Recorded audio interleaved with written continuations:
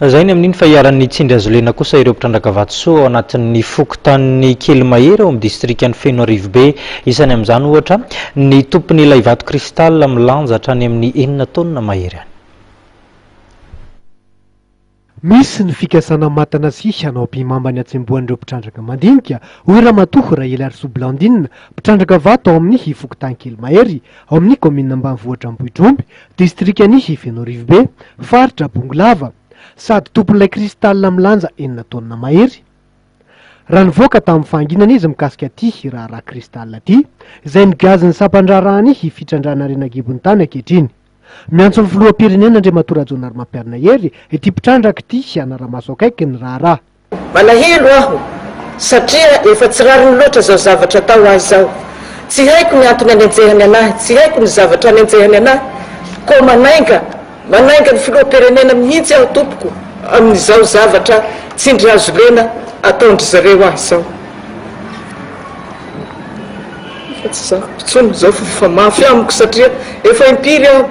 Alainy aho teneniny amin'io vato tratrandry zareo eo amin'inona io fa hoe raha tsy mifanaraka aminy hono aho ka manome azy 60% de 40% anahy tsy omeny anahy hono io vato. Zay izy personne mihitsy ny teny amin'io tamiko chef de région Bongolava. Koa iza zaho no isasaka aminazy foana ny arenako. Efa niasako nanomboka tamin'ny 2006 io carrière io akatra am'izao. Matoa zaho nahavita anazy hatramin'ny 2015 de mbola tiako ny hitrandraka ao. Nanamafy Ramatoa Blandine Raila Arso fa ara-dalàna tanteraka ny asa fitrandrahana ataony. Namoaka ireo antotan-taratasy rehetra manaporofo izany ity mpitrandraka vato ity. Station ahafahako miasa sy mitrandraka ara-dalàna ny asako. Natoroko ny chef de région Bongolava daholo rehefa tsy niraharahiny.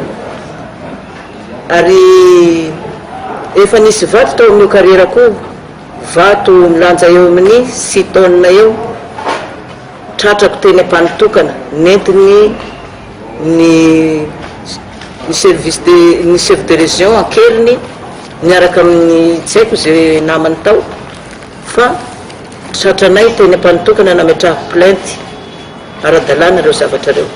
Araka ny nambarin'Andriamatoa Blandine dia mamono ny toe-karena eto Madagasikara ny fanagazana ny atsembohan'ireo mpitrandraka madinika toy izao, izay mitondra ny anjara birikiny amin'ny fampitomboana ny ari-karenan'ny Malagasy.